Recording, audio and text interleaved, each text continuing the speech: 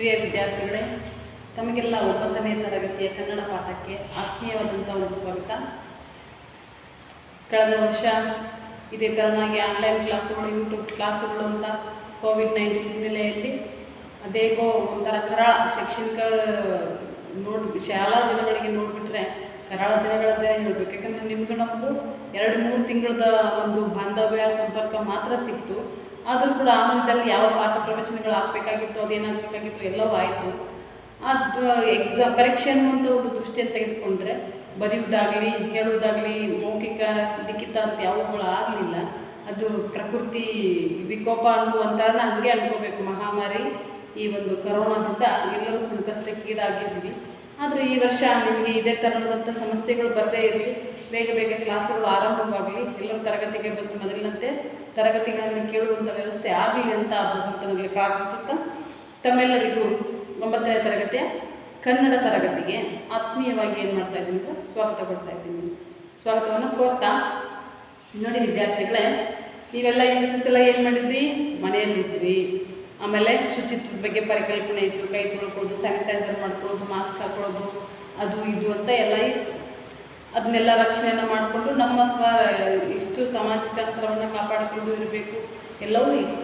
ಅದರ ಮಧ್ಯದಲ್ಲಿಯೂ ಕೂಡ ಈ ಕರೋನಾ ಸ್ವಲ್ಪ ಹದ್ದುಬಸ್ತಿಗೆ ಬಂದಾದಮೇಲೆ ನಾವೆಲ್ಲ ಕಡೆ ಓಡಾಡಿರ್ತೀವಲ್ಲ ಮಕ್ಕಳ, ಅಲ್ಲಿ ಹೋಗ್ಬೇಕು. ಅದರಷ್ಟು ಮದುವೆ ಮುಂಜುವೆಗಳಾಗಲಿ ಕಾರ್ಯಕ್ರಮಗಳಾಗಲಿ ದೂರ ಇದ್ವಿ. ಆದರೆ ಮತ್ತೆ ಕರೋನಾ ಒಂದು ತನ್ನ ಸ್ಥಿತಿಗೆ ಬಂದಾಗ ನಾವೇನು ಮಾಡ್ತಾ ಇದ್ದೀವಿ ಅಂದರೆ ಮತ್ತೆ ಯಥಾಸ್ಥಿತಿಯಂತೆ ಓಡಾಡ್ತಾ ಇದ್ದೀವಿ ಅಲ್ವಾ, ಓಡಾಡ್ತಾ ಇದ್ದೀವಿ ಕೂಡ. ಹಾಗಾದರೆ ನೀವು ನೋಡಿರುವಂಥ ಪ್ರವಾಸ ಅಂತಂದರೆ ಗೊತ್ತು, ಒಂದು ಊರಿಂದ ಮತ್ತೊಂದು ಊರಿಗೆ ಹೋಗೋದು ಒಂದು ಪ್ರವಾಸನೇ ಹೌದು. ಅದರಲ್ಲಿ ಏನು ಅಂತಂದರೆ ಊರಿಂದ ಊರಿಗೆ ಹೋಗೋದು, ಊರಿಂದ ಜಿಲ್ಲೆಯಿಂದ ಬೇರೆ ಜಿಲ್ಲೆಗೆ ಹೋಗೋದು, ಜಿಲ್ಲೆಯಿಂದ ಅಥವಾ ಬೇರೆ ರಾಜ್ಯಕ್ಕೆ ಹೋಗೋದು, ನಮ್ಮ ಊರಿಂದ ಬೇರೆ ದೇಶಗಳಿಗೆ ಹೋಗೋದು, ಇದೇನು ಅಂದರೆ ಪ್ರವಾಸ ಅಂತ ಕರಿತೀವಿ. ಅಲ್ಲೊಂದು ಮಾತಿದೆ ನೋಡಿ ಮಕ್ಕಳ, ಗಾದೆ ಮಾತು ಬರುತ್ತೆ. ಏನಂತ ಬರುತ್ತೆ, ದೇಶ ಸುತ್ತಿ ನೋಡು ಕೋಶ ಓದಿ ನೋಡು ಅಂತ. ದೇಶ ಸುತ್ತಿ ನೋಡು ಕೋಶ ಓದಿ ನೋಡು ಅಂತ. ದುಡ್ಡಿದ್ದವನು ಆಮೇಲೆ ಶಕ್ತಿವಂತನು ನೋಡ್ಬೇಕಂತ ಆಸಕ್ತಿ ಯಾರಿಗಿರಲ್ಲ ಹೇಳ್ರಿ, ಎಲ್ಲರಿಗೂ ಇರುತ್ತೆ. ಆದರೆ ಆರ್ಥಿಕವಾಗಿ ಯಾರು ಸಮರ್ಥರಿರ್ತಾರೋ, ಆರ್ಥಿಕವಾಗಿ ಯಾರು ಸದೃಢರಿರ್ತಾರೋ, ಆಮೇಲೆ ಆರೋಗ್ಯನೂ ಯಾರು ಸರಿ ಇರುತ್ತೋ ಅವ್ರೇನು ಮಾಡ್ತಾರೆ, ಹೋಗಿ ನೋಡ್ಕೊಂಡು ಬರ್ತಾರೆ. ಅದು ಯಾವುದೂ ಆಗದೆ ಇರೋದನ್ನ ಹೋಗಿ ನೋಡಿಕೊಂಡು ಬಂದಂತಹ ಅನುಭವಗಳನ್ನು ಬರೆದಿಟ್ಟಿರ್ತಾರೆ. ಆ ಬರೆದಿಟ್ಟಂಥ ಅನುಭವಗಳನ್ನೆಲ್ಲ ಇಲ್ಲೇ ಓದಿ ಹೋದಷ್ಟೇ ಖುಷಿಯನ್ನು ಪಡ್ಕೊಳ್ಳೋದಕ್ಕೂ ಒಂದು ಅವಕಾಶ ಇದೆ. ಅದೇ ಕೋಶ ಓದಿ ನೋಡು, ಕೋಶ ಪುಸ್ತಕವನ್ನು ಓದಿ ನೋಡೋದ್ರ ಮೂಲಕ ಅನುಭವವನ್ನು ನಾವು ಪಡ್ಕೊತೀವಿ. ಹಾಗಾದರೆ ಮಕ್ಕಳ, ನಾನು ಕೆಲವೊಂದು ಪ್ರಶ್ನೆಗಳನ್ನು ಕೇಳ್ತೀನಿ, ನೀವು ಹೇಳ್ತೀರಾ? ನೀವು ನೋಡಿರುವಂತಹ ಪ್ರೇಕ್ಷಣೀಯ ಸ್ಥಳಗಳು ಯಾವ್ಯಾವು?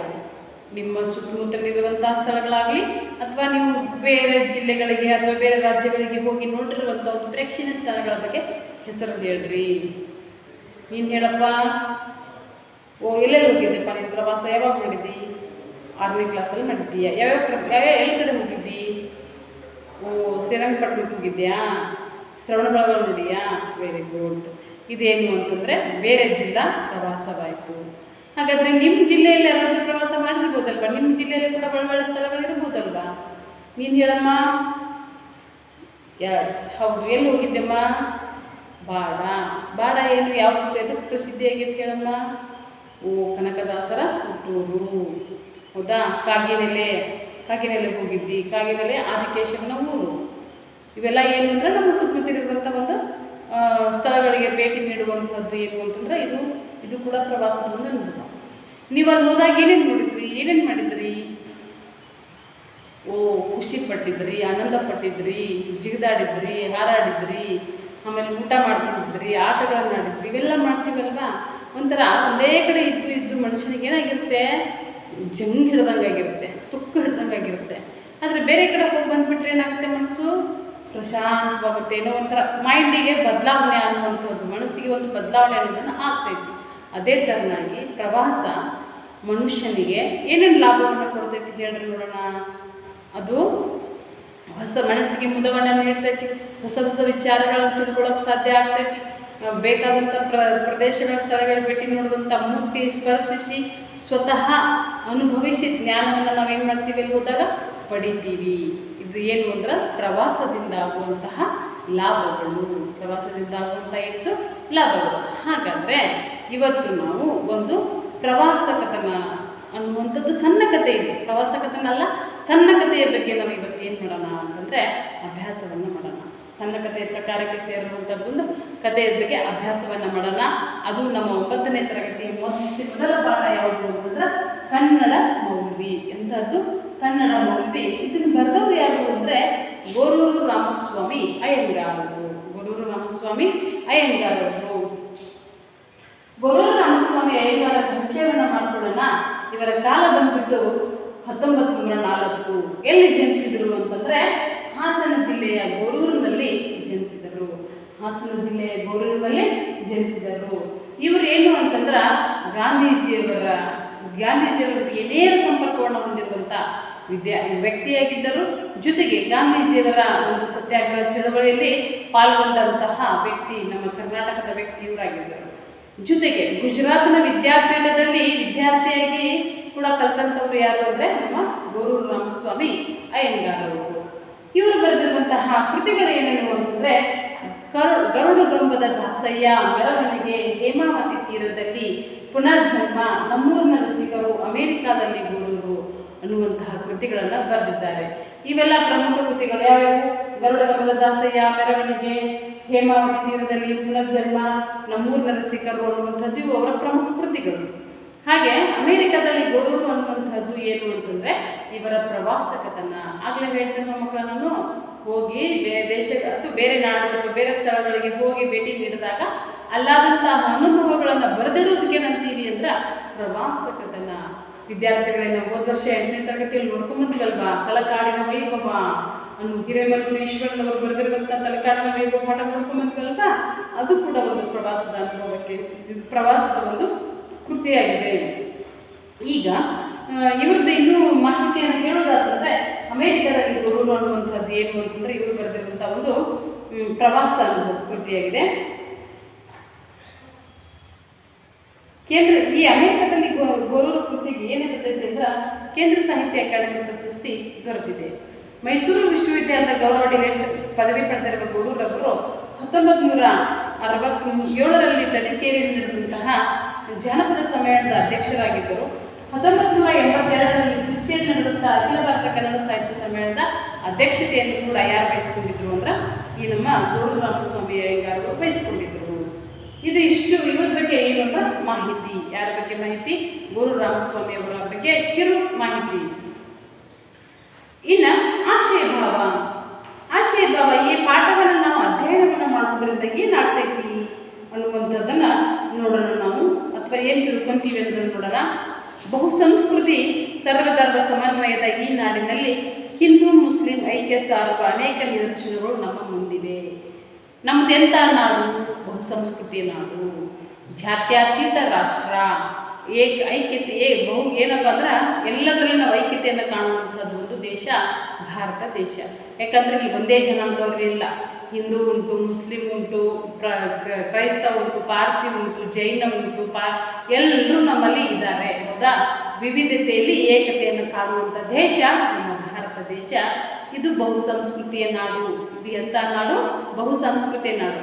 ಹಿಂದೂ ತನಗೆ ಬೇಕಾದಂಥ ಆಚರಣೆಗಳನ್ನು ಮಾಡ್ತಾನೆ, ಮುಸ್ಲಿಂ ತನ್ನ ಧರ್ಮಕ್ಕೆ ಅನುಗುಣವಾದಂಥ ಆಚರಣೆಗಳನ್ನು ಮಾಡ್ತಾನೆ.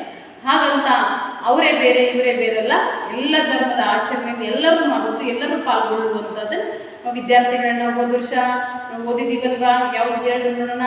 ಮಗ್ಗದ ಸಾಹೇಬ ಅನ್ನುವಂಥ ಪಾಠದಲ್ಲಿ ನೋಡಿದ್ದೀವಲ್ವಾ.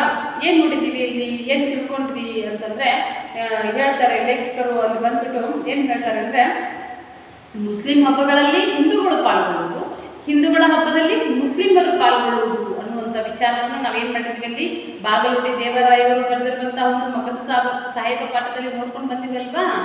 ಏನು ಅಂದರೆ ಉರ್ಸುಗಳ ಸಂದರ್ಭದಲ್ಲಿ ಹಿಂದೂ ವ್ಯಕ್ತಿಗಳು ಮುಂದಿರುವುದು, ಹಬ್ಬ ಹರಿದಿನ ಜಾತ್ರಾ ಮಹೋತ್ಸವಗಳಲ್ಲಿ ಎಲ್ಲರಿಗಿಂತ ಮುಂದಾಗಿ ಮುಸ್ಲಿಂ ವ್ಯಕ್ತಿ, ಮುಸ್ಲಿಂ ಜನಾಂಗದ ಪ್ರತಿನಿಧಿ ಎಲ್ಲರಿಗಿಂತ ಮುಂದಾಗಿ ಪ್ರಸಾದ ಪಡೆಯುವಂಥ ಹಕ್ಕಿತ್ತು ಅಂತ ಓದ್ಕೊಂಡು ಬಂದಿವಲ್ವಾ.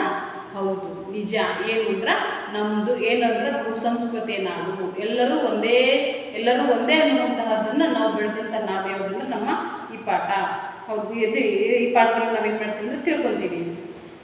ಕನ್ನಡ ಮೌಲ್ವಿ ಪಾಠದಲ್ಲಿ ಮೌಲ್ವಿಯೊಬ್ಬರು ಕುರಾನ್ ಧರ್ಮಗ್ರಂಥದೊಡನೆ ಕುಮಾರವ್ಯಾಸ ಭಾರತ, ರಾಮಾಯಣ, ಭಗವದ್ಗೀತೆ ಗ್ರಂಥಗಳನ್ನು ಓದಿ ಗೌರವ ಕೊಡುತ್ತಾರೆ. ಮುಸ್ಲಿಂ ಒಬ್ಬ ವ್ಯಕ್ತಿ, ಮೌಲ್ವಿ. ಮೌಲ್ವಿ ಪದದ ಅರ್ಥ ಬರ್ತಿದ್ದೀನಿ. ಮೌಲ್ವಿ ಅಂದರೆ ಏನಂದ್ರೆ ಮುಸ್ಲಿಂ ಗುರು. ಎಂಥ ಗುರು? ಮುಸ್ಲಿಂ ಗುರು. ಮುಸ್ಲಿಂ ಗುರುವಾದಂಥ ಆ ಮೌಲ್ವಿಯರು ಕುರಾನ್ ಜೊತೆಗೆ ಮತ್ತಿನ್ನೇನು ಓದ್ತಾರೆ ಅಂತಂದರೆ ಏನಪ್ಪ ಅಂದ್ರೆ ವೇದಾಧ್ಯಯನವನ್ನು ಮಾಡ್ತಾರಂತೆ. ಜೊತೆಗೆ ನಮ್ಮದು ಮಹಾಭಾರತ, ರಾಮಾಯಣ ಗ್ರಂಥಗಳನ್ನು ಓದ್ತಾರಂತೆ. ಎಲ್ಲವನ್ನು ಓದುವಂಥ ಹವ್ಯಾಸವನ್ನು ಇಟ್ಕೊಂಡಿದ್ದಾರಂತೆ. ಅಂದರೆ ನಾನು ಹೇಳಿದೆ ಏನು, ನಮ್ಮ ಮಗದ ಸಾಹೇಬದಲ್ಲಿ ಬಾಗಲೋಡ ದೇವರಾಯರು ಅದನ್ನೇ ಹೇಳ್ತಿದ್ರು.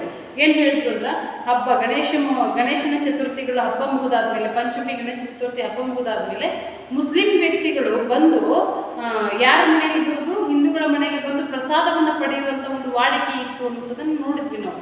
ಜೊತೆಗೆ ಮುಸ್ಲಿಮ್ಗಳ ಒಂದು ದರ್ಗಾಗಳಿಗಾಗಲಿ, ಮಸೀದಿಗಳಾಗಲಿ ಹಿಂದೂಗಳು ಹೋಗಿ ಪ್ರಾರ್ಥನೆಯನ್ನು ಮಾಡುವುದು, ಅಥವಾ ಹಿಂದೂಗಳು ಕೂಡ ರಂಜಾನ್ ಹಬ್ಬದಲ್ಲಿ ಆಗಲಿ, ಮೊಹರಂ ಹಬ್ಬದಲ್ಲಾಗಲಿ ಪಾಲ್ಗೊಳ್ಳುವಂಥದ್ದು ಈಗಲೂ ಕೂಡ ಹಳ್ಳಿಯಲ್ಲಿದೆ ಈ ಆಚರಣೆಗಳು. ನಮ್ಮೂರಲ್ಲಿ ಕೂಡ ಉಂಟು. ಉರುಸುಗಳ ಸಂದರ್ಭದಲ್ಲಿ ಎಲ್ಲರೂ ಭಾಗಿಯಾಗ್ತಾರೆ. ಹಾಗಿದ್ದಾಗ ನಾವೇನು ಅಂದ್ರೆ ಇಲ್ಲಿ ಮುಸ್ಲಿಂ ಮೌಲ್ವಿಯಾದಂತಹ ಒಬ್ಬ ವ್ಯಕ್ತಿಯ ಕೈಯಲ್ಲಿ ಏನಿರುವುದು ಅತಿಶಯವಲ್ಲ ಹೇಳಿ ನೋಡೋಣ. ಏನಪ್ಪ ಅದು? ಕುಮಾರವ್ಯಾಸ, ರಾಮಾಯಣ, ಮಹಾಭಾರತ, ಭಗವದ್ಗೀತೆ ಗ್ರಂಥಗಳನ್ನು ಓದುವುದು ತಪ್ಪೇನಲ್ಲ. ಯಾಕಂದ್ರೆ ಏನಪ್ಪ, ಉದಾತ್ತ ಚಿಂತನೆಗಳು ನಮಗೆಲ್ಲ ಕಡೆಯಿಂದ ಬರಲಿ. ಉದಾತ್ತ ಆಲೋಚನೆಗಳು, ಉದಾತ್ತ ಚಿಂತನೆಗಳು, ಉದಾತ್ತ ಒಂದು ಅಂಶಗಳನ್ನು ನಾವು ಯಾವ ಕಡೆಯಿಂದಾದರೂ ತಿಳ್ಕೋಬಹುದು ಅನ್ನೋದಕ್ಕೆ ಇದೇ ನಿದರ್ಶನ. ಕುರಾನ್ ಜೊತೆಗೆ ಇತರ ಧರ್ಮ ಗ್ರಂಥಗಳನ್ನು ಓದೋದು ಕೂಡ ತಪ್ಪಲ್ಲ ಅನ್ನುವಂಥದ್ದನ್ನು ಹೇಳ್ತಾರೆ. ಎಲ್ಲ ಧರ್ಮ ಗ್ರಂಥಗಳು ಏನು ಹೇಳ್ತಾವು ಅಂತಂದ್ರೆ ಮನುಷ್ಯ ಒಳ್ಳೆಯವನಾಗಿರಬೇಕು. ಎಲ್ಲ ಧರ್ಮ ಗ್ರಂಥಗಳು ಏನು ಹೇಳ್ತಾವಂದ್ರೆ ಮನುಷ್ಯನು ಒಳ್ಳೆಯವನಾಗಿರಬೇಕು ಎಂಬ ಉದಾತ್ತ ತತ್ವವನ್ನು ಸಾರುತ್ತವೆ. ನೋಡ್ರಿ, ನಾವು ಕೂಗುವಂಥ ಭಾಷೆ ಬೇರೆ ಆಗಿರ್ಬೋದು, ಭಾವ ಒಂದೇ. ಹೌದಾ? ಏನಾದರೂ ಸಂಕಟಕ್ಕೀಡಾದಾಗ ನಾವು ಕೂಗ್ತೀವಿ, ಓ ಮೈ ಗಾಡ್ ಪ್ಲೀಸ್ ಸೇವ್ ಮೀ ಅಂತ ಇಂಗ್ಲೀಷಲ್ಲಿ ಕೂಗ್ಬೋದು. ಕನ್ನಡದಲ್ಲಿ ಓ ದೇವರೇ ನನ್ನನ್ನು ರಕ್ಷಿಸು, ಯಾ ಅಲ್ಲ ಅನ್ನುವಂಥ ಮಾತುಗಳು ಬರ್ತಾವಲ್ವಾ. ಭಾಷೆ ಬೇರೆ ಆಗಿರ್ಬೋದು, ಭಾವ ಒಂದೇ. ಭಾಷೆ ಕೂಗುವಂಥ ಭಾಷೆ ಬೇರೆ ಆಗಿರ್ಬೋದು, ಭಾವ ಒಂದೇ. ಹಾಗಿದ್ದಾಗ ಮುಸ್ಲಿಂ ಒಬ್ಬ ವ್ಯಕ್ತಿ ಹಿಂದೂ ಗ್ರಂಥಗಳನ್ನು ಓದುವುದರಲ್ಲಿ ಏನಿಲ್ಲ ಅಂದರೆ ತಪ್ಪಿಲ್ಲ ಅನ್ನುವಂಥದ್ದು ಅಂಶವನ್ನು ತಿಳ್ಕೊತೀವಿ. ಜೊತೆಗೆ ಎಲ್ಲ ಧರ್ಮ ಗ್ರಂಥಗಳು ಏನನ್ನ ಸಾರಿ ಹೇಳ್ತಾವೆ ಅಂದ್ರೆ ಮನುಷ್ಯನು ಒಳ್ಳೆಯವನಾಗಿರಬೇಕು, ಮನುಷ್ಯನು ಉದಾತ್ತ ಗುಣಗಳನ್ನು ಹೊಂದಿರಬೇಕು ಅನ್ನುವಂಥದ್ದನ್ನು ಹೇಳ್ತಾ ಬಂದೆ. ಆಗ ಗೌರವರಿಗೆ ಇವರು ಕೇವಲ ಮುಸಲ್ಮಾನ್ ಮೌಲ್ವಿ ಅಲ್ಲ, ಕನ್ನಡದ ಮೌಲ್ವಿಯೂ ಆಗಿದ್ದಾರೆ ಎಂಬ ಅಭಿಪ್ರಾಯ ಮೂಡಿತು. ಇವರು ಕೇವಲ ಇಲ್ಲಿ ಭೇಟಿಯಾಗಿರುವಂಥ ವ್ಯಕ್ತಿ ಇವರು ಎಂಥವರಲ್ಲ, ಮುಸ್ಲಿಂ ಮೌಲ್ವಿ ಅಲ್ಲ, ಕನ್ನಡದ ಮೌಲ್ವಿ ಆಗಿದ್ದಾರೆ. ಅಂದ್ರೆ ಇದರ ಅರ್ಥ ಕನ್ನಡಕ್ಕೂ ಇವರು ಗುರುಗಳಾಗಿದ್ದಾರೆ. ಮುಸ್ಲಿಂ ಜಾತಿಗೆ ಹೇಗೆ ಗುರುಗಳಾಗಿದ್ದಾರೋ ಹಾಗೆ ಕನ್ನಡಕ್ಕೂ ಕೂಡ ಇವರು ಗುರುಗಳಾಗಿದ್ದಾರೆ. ಅಷ್ಟೊಂದು ಕನ್ನಡದ ಪಾಂಡಿತ್ಯವನ್ನು ಅರಿದು ಕುಡಿದಂಥ ಒಬ್ಬ ವ್ಯಕ್ತಿ ಅನ್ನುವಂಥ ಭಾವನೆ ನಮ್ಮ ಲೇಖಕರಿಗೆ ಭೇಟಿಯಾದಂಥ ವ್ಯಕ್ತಿಯ ಬಗ್ಗೆ ಅನಿಸ್ತೈತಿ. ಗೋರೂರರು ಮತ್ತು ಮೌಲ್ವಿಗಳು ಪ್ರೀತಿಯಿಂದ ಅಪ್ಪಿಕೊಂಡು ಹಿಂದೂ ಮುಸ್ಲಿಮರ ಪರಸ್ಪರ ಪ್ರೀತಿ, ಸಹಕಾರ, ಸಹಬಾಳ್ವೆ ದ್ಯುತಕವಾಗುತ್ತಾರೆ. ಇಬ್ಬರು ಒಬ್ರಿಗೊಬ್ರು ಆಲಿಂಗನವನ್ನು ಮಾಡಿಕೊಂಡು ಏನು ಹೇಳ್ತಾರೆ ಅಂದರೆ ಪರಸ್ಪರ ಪ್ರೀತಿ, ಸಹಕಾರ, ಸಹಬಾಳ್ವೆಗೆ ಏನಾಗ್ತಾರೆ ಅಂದರೆ ಏನಪ್ಪ ದ್ಯೋತಕಗಳಾಗ್ತಾರೆ, ಚಿಹ್ನೆಗಳಾಗ್ತಾರೆ. ಈ ಮೌಲ್ಯ ವೃದ್ಧಿಯ ಹಂಬಲವೇ ಈ ಕಥೆಯ ಆಶಯ ಭಾವವಾಗಿದೆ. ಹೀಗೆ ಎರಡೂ ಏನಪ್ಪ ಅಂದರೆ ವ್ಯಕ್ತಿಗಳ ನಡುವೆ ಉಂಟಾದಂಥ ಈ ಒಂದು ಸ್ನೇಹ, ಪರಸ್ಪರ ಪ್ರೀತಿ, ಸಹಕಾರಗಳು ಇದೇ ರೀತಿಯಾಗಿ ಏನಪ್ಪ ವೃದ್ಧಿ ಆಗಲಿ, ಬೆಳವಣಿಗೆ ಆಗಲಿ ಅನ್ನುವಂಥದ್ದು ಆಶಯ ಭಾವವಾಗಿದೆ ಅನ್ನುವಂಥದ್ದನ್ನು ಹೇಳ್ತಾರೆ. ಪ್ರಕೃತ ಪಾಠವನ್ನು ಶ್ರೀ ಗುರು ರಾಮಸ್ವಾಮಿ ಅಯ್ಯಂಗಾರ್ ಅವರ ಕನ್ಯಾಕುಮಾರಿ ಮತ್ತು ಇತರ ಕಥೆಗಳು ಕಥಾ ಸಂಕಲನದಿಂದ ಆರಿಸಿ ಸಂಗ್ರಹಿಸಲಾಗಿದೆ. ಇದು ಒಂದು ಸಣ್ಣ ಕಥೆಗೆ ಸೇರಿರುವಂಥ ಒಂದು ಪ್ರಕಾರ. ಯಾವುದು?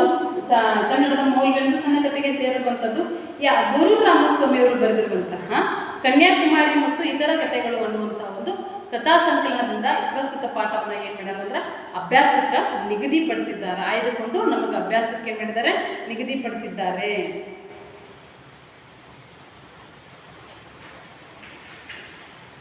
ಗದ್ಯ ಪಾಠ ಒಂದು ಕನ್ನಡ ಮೌಲ್ವಿ ಪ್ರವೇಶ. ಗದ್ಯ ಸಾಹಿತ್ಯ ವಿವಿಧ ಪ್ರಕಾರಗಳಲ್ಲಿ ಸಣ್ಣ ಕಥೆಯೂ ಒಂದು. ಗದ್ಯದಲ್ಲಿ ಬರ್ತದೆ ಕಾದಂಬರಿ, ನಾಟಕ, ಹರಟೆ, ಪ್ರವಾಸ ಕಥನ, ಜೀವನ ಚರಿತ್ರೆ ಅಂತ ಬಗೆಯ ಪ್ರಕಾರಗಳು ಬರ್ತವೆ. ಅದರಲ್ಲಿ ಸಣ್ಣ ಕಥೆಯೂ ಒಂದು. ಸಣ್ಣ ಕಥೆಯ ಜನಕ ಅಂತ ಯಾರು ಕರೀತಾರೆ ಹೇಳಿ ನೋಡೋಣ. ನಿಜ, ಸಣ್ಣ ಕಥೆಯ ಜನಕ ಅಂತ ಮಾಸ್ತಿ ವೆಂಕಟೇಶ್ ಅಯ್ಯಂಗಾರ್ ಅವ್ರನ್ನ ಕರೀತಾರೆ.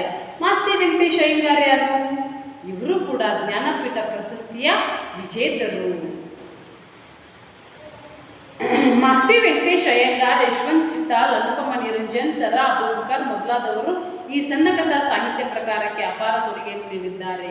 ಹಾಗಾದರೆ ಸಣ್ಣ ಕಥೆಗಳಲ್ಲಿ ಹೆಚ್ಚು ಹೆಚ್ಚು ಕೃತಿಗಳನ್ನು ಬರೆದಂಥವರು, ಪ್ರಸಿದ್ಧಿಯನ್ನು ಪಡೆದಂಥವರು ಯಾರ್ಯಾರು ಅಂದ್ರೆ ಯಶವಂತ್ ಚಿತ್ತಾಲ್, ಅನುಪಮ ನಿರಂಜನ್, ಸರಾ ಅಬೂಬಕರ್, ಪಿ ಲಂಕೇಶ್, ಆಮೇಲೆ ಯಾರು ಹೇಳ್ತಾರೆ ಅಂತಂದ್ರೆ ಮಾಸ್ತಿ ವೆಂಕಟೇಶ್ ಅಯ್ಯಂಗಾರ್, ಯು ಆರ್ ಅನಂತಮೂರ್ತಿ. ಇವರೆಲ್ಲರೂ ಏನು ಅಂದ್ರೆ ಸಣ್ಣ ಕಥೆಗಳನ್ನು ಬರೆದಿರುವಂತಹ ಪ್ರಮುಖ ವ್ಯಕ್ತಿಗಳಾಗಿದ್ದಾರೆ. ಸಮಾಜದಲ್ಲಿನ ಜನರ ಬದುಕು, ಭಾವನೆಗಳು, ಕ್ರೌರ್ಯ ಶಾಂತಿಗಳ ಪರಿಣಾಮ, ಸಂಸ್ಕೃತಿ, ನೆಲ, ಜಲ, ಭಾಷೆಗಳ ಅಭಿಮಾನ, ಧರ್ಮ ಸಹಿಷ್ಣುತೆ, ಪ್ರೀತಿ ನಂಬಿಕೆಗಳು, ಮಾನವೀಯ ಮೌಲ್ಯಗಳು ಎಲ್ಲವೂ ಸಣ್ಣ ಕಥೆಗಳಿಗೆ ವಸ್ತುಗಳಾಗಿವೆ. ಸಣ್ಣ ಕಥೆಗಳಿಗೆ ಏನೇನು ವಸ್ತುಗಳಾಗಿವೆ? ನಮ್ಮ ನಾಡು ನುಡಿ ರಕ್ಷಣೆ, ಆಮೇಲೆ ಏನು ಅಂದ್ರೆ ಜಲ ಸಂಸ್ಕೃತಿ, ಆಮೇಲೆ ಏನು ಬಂದ್ಬಿಟ್ಟು ಅಂದ್ರೆ ಜನರ ಬದುಕುಗಳು, ಭಾವನೆಗಳು, ಕ್ರೌರ್ಯ, ಶಾಂತಿ, ಸಹನೆ, ಇವೆಲ್ಲವೂ ಏನಾಗಿವೆ ಅಂತಂದ್ರೆ ಸಣ್ಣ ಕಥೆಗಳಿಗೆ ವಿಷಯ ವಸ್ತುಗಳಾಗಿವೆ. ಸಣ್ಣ ಕಥೆಗಳಲ್ಲಿ ಬರಲಿಕ್ಕೆ ವಿಷಯ ವಸ್ತುಗಳಾಗಿದ್ದಾವೆ. ನಮ್ಮ ಸಾಹಿತಿ ಹಾಗೂ ಕವಿಗಳು ಸಾಮಾಜಿಕ ಸ್ವಾಸ್ಥ್ಯ, ಸಹಬಾಳ್ವೆ, ಸಹಕಾರಕ್ಕೆ ಪೂರಕವಾದ ಆದರ್ಶಗಳನ್ನು ತಮ್ಮ ಸಾಹಿತ್ಯದಲ್ಲೂ ಬದುಕಿನಲ್ಲೂ ಅಳವಡಿಸಿಕೊಂಡಿರುತ್ತಾರೆ. ನಮ್ಮ ಸಾಹಿತಿಗಳು ಮತ್ತು ಕವಿಗಳು ಏನೇನು ಮಾಡ್ಕೊಂಡಿರ್ತಾರೆ ಅಂತಂದ್ರೆ ಆದರ್ಶಗಳನ್ನು. ಎಂಥ ಆದರ್ಶಗಳನ್ನ?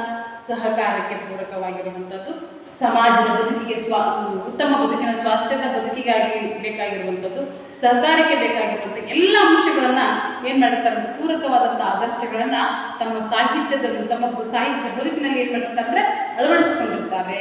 ಹೌದಾ? ಅಂತಹ ಒಂದು ನೈಜ ಜೀವನದ ಒಂದು ನೈಜ ಅನುಭವ ಪ್ರಸ್ತುತ ಪಾಠದಲ್ಲಿ ನಮಗೇನಾಗೈತೆ ಅಂದ್ರೆ ಅಭಿವ್ಯಕ್ತವಾಗೈತಿ.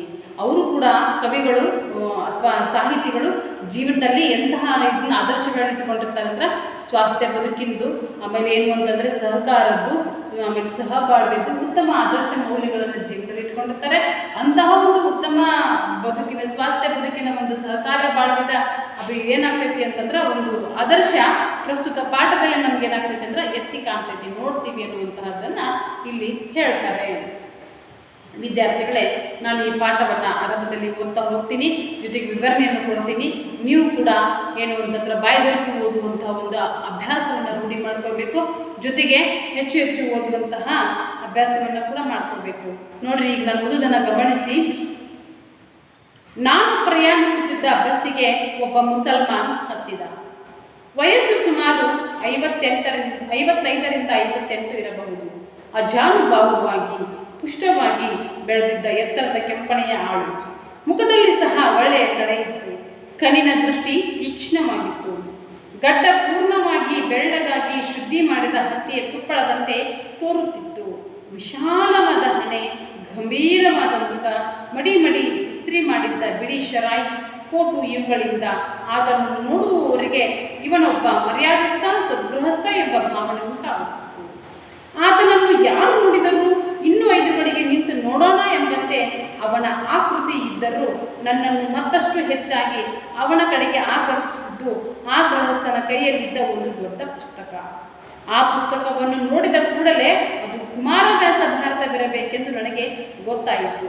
16ನೆಯ ಮುಸಲ್ಮಾನನ ಮೌಲ್ವಿಯಂತೆ ಕಾಣುತ್ತಿದ್ದ ಇವನ ಕೈಯಲ್ಲಿ ಕುಮಾರವ್ಯಾಸ ಭಾರತವೇ? ಅದು ಕುಮಾರವ್ಯಾಸ ಭಾರತವೇ ತಾನೇ? ಕುತೂಹಲ ನನ್ನಲ್ಲಿ ಪೂರ್ತಿ ಉಂಟಾಗಿತ್ತು. ನಾನು ಬಗ್ಗಿ ಆ ಪುಸ್ತಕವನ್ನು ನೋಡಿದೆ. ಹೌದು, ನಿಜವಾಗಿಯೂ ಕುಮಾರವ್ಯಾಸ ಭಾರತವೇ.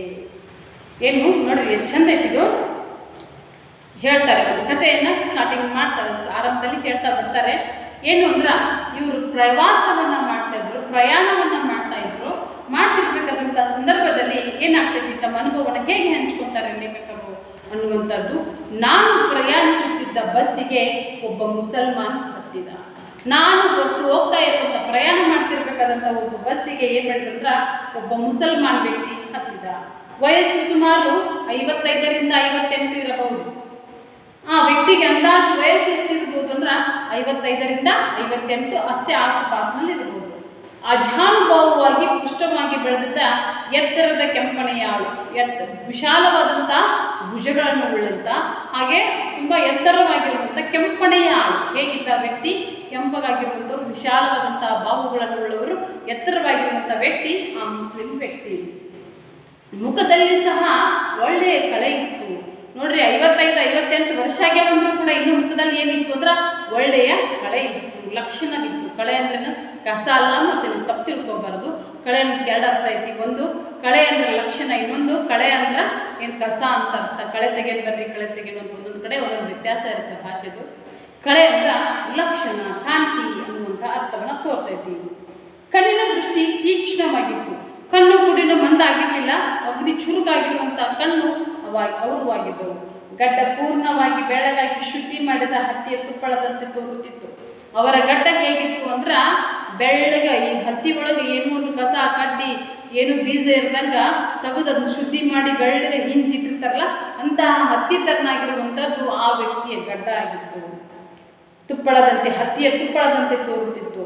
ವಿಶಾಲವಾದ ಹಣೆ, ದೊಡ್ಡದಾಗಿರುವಂಥ ಒಂದು ಹಣೆ, ಆಮೇಲೆ ಗಂಭೀರವಾದಂಥ ಮುಖ, ಯಾವಾಗಲೂ ಅಲ್ಲಿ ತೀಸ್ಕೊಂಡು ಹಂಗೂ ಹಿಂಗೂ ಇರಲಿಲ್ಲ, ಗಂಭೀರವಾಗಿರುವಂಥ ಒಬ್ಬ ವ್ಯಕ್ತಿ. ಮಡಿ ಇಸ್ತ್ರಿ ಮಾಡಿದ್ದ ಬಿಳಿ ಶರಾಯಿ ಕೋಟು ಇವುಗಳಿಂದ, ಮಡಿ ಶುದ್ಧವಾಗಿ ಸ್ವಚ್ಛವಾಗಿರುವಂಥ ಒಂದು ಬಿಳಿ ಶರಾಯಿ ಕೋಟು, ಆಮೇಲೆ ಇಸ್ತ್ರಿ ಮಾಡಿದಂಥ ವ್ಯಕ್ತಿ, ಶುಭ್ರವಾಗಿರುವಂಥ ಬಟ್ಟೆಗಳು ಅವನಾಗಿದ್ದು.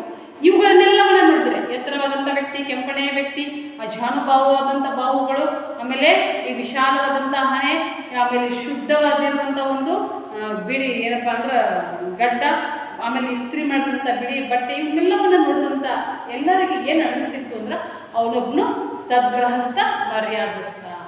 ನಮ್ಮ ಉಡುತೊಡುಗೆಗಳಲ್ಲೂ ಕೂಡ ನಮ್ಮ ಲಕ್ಷಣಗಳನ್ನು ನಡೀತಾರಂತೆ. ಅದು ನಿಜ. ಇದು ಏನು ಅಂದರೆ ಬೇರೆಯವರ ಇಷ್ಟದ ಪ್ರಕಾರ ನಾವೇನು ಮಾಡಬೇಕು ಅಂತಂದರೆ ಬಟ್ಟೆ ಹಾಕೋಬೇಕು, ನಮ್ಮ ಇಷ್ಟದ ಪ್ರಕಾರ ನಾವು ಊಟ ಮಾಡಬೇಕು ಅನ್ನುವಂಥದ್ದನ್ನು ಕೇಳಿದ್ದೆ ನಾನು ಇಲ್ಲೂ ಕೂಡ. ಅಂದ್ರೇನು, ನಾವು ಹಾಕಿಕೊಳ್ಳುವಂಥ ಒಂದು ಬಟ್ಟೆ ನೀಟಾಗಿರಬೇಕು, ಶಿಸ್ತಾಗಿರಬೇಕು, ಜೊತೆಗೆ ಶುಭ್ರವಾಗಿರಬೇಕು. ಅಂಥ ಶುಭ್ರವಾದಂಥ ನೀಟಾಗಿರುವಂಥ ಬಟ್ಟೆಯನ್ನು ನೋಡಿ ನಮ್ಮನ್ನು ನೋಡೋರಿಗೆ ಏನು ಅನಿಸಿರ್ಬೋದು, ಮರ್ಯಾದಸ್ಥ, ಸದ್ಗೃಹಸ್ಥ ಅನ್ನುವಂಥ ಭಾವನೆ ಬರಬೇಕಲ್ವ ತಾನೆ. ಹಾಗಾಗಿ ಈ ವ್ಯಕ್ತಿಯನ್ನು ನೋಡಿದಂಥ ನಮ್ಮ ಗುರು ರಾಮಸ್ವಾಮಿ ಅಯ್ಯಂಗಾರಿಗೆ ಈ ವ್ಯಕ್ತಿಯೇನು ಒಬ್ಬ ಮರ್ಯಾದಸ್ಥ, ಸದ್ಗೃಹಸ್ಥ, ಆಮೇಲೆ ಒಳ್ಳೆಯ ವ್ಯಕ್ತಿ ಅನ್ನುವಂಥ ಭಾವನೆ ಯಾರಿಗೆ ಮೂಡಿತು ಅಂತಂದರೆ ನಮ್ಮ ಲೇಖಕರಿಗೆ ಮೂಡಿತು. ಆತನನ್ನು ಯಾರು ನೋಡಿದರೂ ಇನ್ನೂ 5 ಗಳಿಗೆ ನಿಂತು ನೋಡೋಣ ಎಂಬಂತೆ ಅವನ ಆಕೃತಿ ಇದ್ದರು. ನೋಡಿದ್ರು ಕಣ್ಣಿಗೆ ಎಷ್ಟು ತನೆವಾದರೂ ತನೆವಲ್ದು, ಇನ್ನೂ ಸ್ವಲ್ಪ ನೋಡಬೇಕು. ಸಣ್ಣ ವಯಸ್ಸರಲ್ಲ, ಎಂಥದಲ್ಲ, 55ರಿಂದ 58 ವ್ಯಕ್ತಿ. ಕಣ್ಣು ಕೂಡ ತೀಕ್ಷ್ಣವಾಗಿತ್ತು, ಮುಖದಲ್ಲಿ ಕೂಡ ಇನ್ನು ಕಾಂತಿ ಇತ್ತು. ಅವನ್ನ ನೋಡಿದ್ರೆ ಇನ್ನೂ ಒಂದು 5 ನಿಮಿಷ ನಿಂತು ನೋಡಬೇಕು, ಇನ್ನೂ 5 ನಿಮಿಷ ನೋಡಬೇಕು ಅನ್ನುವಂಥ ಒಂದು ಹಂಬಲ, ಕಾತುರ ಆ ವ್ಯಕ್ತಿಗಿತ್ತಂತೆ. ಹೌದಾ? ಆಕೃತಿ ಇದ್ದರೂ ನನ್ನನ್ನು ಮತ್ತಷ್ಟು ಹೆಚ್ಚಾಗಿ ಅವನ ಕಡೆ ಆಕರ್ಷಿಸಿದ್ದು ಆ ಗೃಹಸ್ಥನ ಕೈಯಲ್ಲಿದ್ದ ಒಂದು ದೊಡ್ಡ ಪುಸ್ತಕ. ಆ ವ್ಯಕ್ತಿಗೆ ಇನ್ನಷ್ಟು ನೋಡಬೇಕು ಅಂತ ಹಂಬಲ ಇದ್ದರೂ ಕೂಡ ಇನ್ನೂ ಹೆಚ್ಚಿಗೆ ಆಸೆ ಪಟ್ಟಿದ್ದು, ಅಥವಾ ಅವ್ರನ್ನ ಇನ್ನು ನೋಡ್ಬೇಕಂತ ಏನೋ ಲಕ್ಷ್ಯ ವಹಿಸಿದ್ದು. ಇವ್ರದ್ದು ಏನು ಲಕ್ಷ್ಯ ಬೇಕು ಅಂದ್ರೆ ಆ ವ್ಯಕ್ತಿಯ ಕೈಯಲ್ಲಿದ್ದಂಥ ಒಂದು ಪುಸ್ತಕದ ಕಡೆ ಇವರ ಗಮನ ಹೋಯಿತು. ಆ ಪುಸ್ತಕವನ್ನು ನೋಡಿದ ಕೂಡಲೇ ಅದು ಕುಮಾರವ್ಯಾಸ ಭಾರತವೇ ಇರಬೇಕೆಂದು ನನಗೆ ಗೊತ್ತಾಯಿತು. ಆ ಪುಸ್ತಕದ ಮೇಲೆ ನೋಡಿದ ಮೇಲೆ ಕಲರು, ಚಿತ್ರ ಅವನ್ನೆಲ್ಲ ನೋಡಿದ ಮೇಲೆ ಇವ್ರಿಗೇನು ಅನಿಸ್ತಂದ್ರೆ ಆ ಪುಸ್ತಕ ಎಂಥದ್ದು? ಕುಮಾರವ್ಯಾಸ ಭಾರತವೇ. ಕುಮಾರವ್ಯಾಸ ಭಾರತ ಯಾರು ಬರೆದ್ರು ಮಕ್ಕಳ? ಕುಮಾರವ್ಯಾಸ ಭಾರತ ಯಾರು ಬರೆದ್ರು ಹೇಳಿ ನೋಡೋಣ. ಗದುಗಿನ ನಾರಾಯಣಪ್ಪ. ಯಾರು? ಗದುಗಿನ ನಾರಾಯಣಪ್ಪ ಬರೆದ. ಹಾಗಾದ್ರೆ ಗದುಗಿನ ನಾರಾಯಣಪ್ಪನ ಏನಪ್ಪ ಅಂದ್ರೆ ಅವ್ನಿಗೆ ಇನ್ನೊಂದು ಹೆಸರೇನು? ಕುಮಾರವ್ಯಾಸ. ಅದು ಕುಮಾರವ್ಯಾಸ ಭಾರತ ಅಂತ ಕರೆದ್ರು. ಆತನು ಬರೆದಿರುವಂಥ ಒಂದು ಕೃತಿಗೆ ಕುಮಾರವ್ಯಾಸ ಭಾರತ ಅಂತ ಕರೆದ್ರು. ಆತನ ಆರಾಧಿದೈವ ಯಾರು ಹೇಳಿದ್ರು ಮಕ್ಕಳ? ಯಾರು? ಗದುಗಿನ ನಾರಾಯಣ. ಯಾರು? ಗದುಗಿನ ನಾರಾಯಣ. ಅದು ಕುಮಾರವ್ಯಾಸ ಭಾರತವೇ ತಾನೇ ಎಂಬ ನನ್ನ ಕುತೂಹಲ ನನ್ನಲ್ಲಿ ಪೂರ್ತಿ ಉಂಟಾಗಿತ್ತು. ನಾನು ಆ ಬಗ್ಗೆ ಪುಸ್ತಕವನ್ನು ನೋಡಿದೆ. ಹೌದು ಅಲ್ಲೋ, ಇದು ಕುಮಾರವ್ಯಾಸ ಭಾರತ ಹೌದು ಅಲ್ಲೋ, ಇವ್ರು ನೋಡಿದ್ರೆ ಮುಸ್ಲಿಮ್ಸ್ ವ್ಯಕ್ತಿ ಥರ ಕಾಣಿಸ್ತಾರೆ, ಇವ್ರ ಕೈಯಾಗಿ ಹೆಂಗೆ ಕನ್ನಡ ಪುಸ್ತಕ ಅಂತ ಅಂದ್ಕೊಂಡು ಇವ್ರ ಆತುರದಿಂದ ಬಗ್ಗಿ ಅವ್ರು ಏನು ಮಾಡಿದ್ರು ಅಂದ್ರೆ ಆ ಪುಸ್ತಕವನ್ನು ನೋಡಿದ್ರು. ಹೌದು, ನಿಜವಾಗಿಯೂ ಅದು ಕುಮಾರವ್ಯಾಸ ಭಾರತ. ಆ ವ್ಯಕ್ತಿಯ ಕೈಯಲ್ಲಿದ್ದಂಥ ಪುಸ್ತಕ ನಿಜವಾಗ್ಲೂ ಎಂದಾದದು? ಕುಮಾರವ್ಯಾಸ ಭಾರತವೇ ಅಂತ ಯಾರಿಗೆ ಖಾತ್ರಿ ಆಯ್ತು ಅಂದ್ರೆ ನಮ್ಮ ಲೇಖಕರಿಗೆ ಖಾತ್ರಿ ಆಯಿತು. ನನ್ನ ಬಾಲ್ಯದಲ್ಲಿ ನಮ್ಮ ಹಳ್ಳಿಯಲ್ಲಿಯೇ ಒಬ್ಬ ಯಕ್ಷಗಾನದಲ್ಲಿ ಕೃಷ್ಣನ ಪಾತ್ರವನ್ನು ಉತ್ಕೃಷ್ಟವಾಗಿ ಅಭಿನಯಿಸುತ್ತಿದ್ದನು. ತಮ್ಮ ಜೀವನದ ಕಥೆಯನ್ನು ಹೇಳ್ತಾ ಬರ್ತಾರೆ. ಇವರ ಬಾಲ್ಯದಲ್ಲಿ ಇವರು ಚಿಕ್ಕವರಿದ್ದಾಗಿದ್ದಾಗ ಅವರ ಹಳ್ಳಿಯಲ್ಲಿ ಒಬ್ಬ ಯಕ್ಷಗಾನ ಪಾತ್ರವನ್ನು ಉತ್ಕೃಷ್ಟವಾಗಿ ಅಭಿನಯಿಸುತ್ತಿದ್ದಂತೆ. ಒಬ್ಬ ವ್ಯಕ್ತಿ ಯಕ್ಷಗಾನದ ಪಾತ್ರವನ್ನು ಉತ್ಕೃಷ್ಟವಾಗಿ, ಅದ್ಭುತವಾಗಿ, ಎಲ್ಲರೂ ನೋಡೋಕೆ ಆಸೆ ಪಡುವಷ್ಟರ ಮಟ್ಟಿಗೆ ಉತ್ಕೃಷ್ಟವಾಗಿ ಏನು ಮಾಡ್ತಿದ್ರು ಅಂದರೆ ಅಭಿನಯಿಸ್ತಿದ್ದಂತೆ.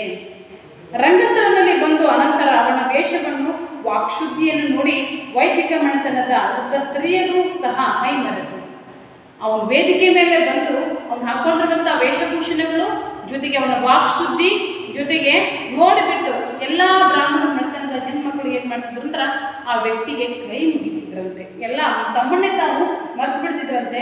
ಮರೆತು ಏನಂತಿದ್ರಂತೆ, ಕೃಷ್ಣ ಪರಮಾತ್ಮ ಕಾಪಾಡಪ್ಪ ಎಂದು ಕೈ ಮುಗಿದು ಬಿಡ್ತಿದ್ರಂತೆ.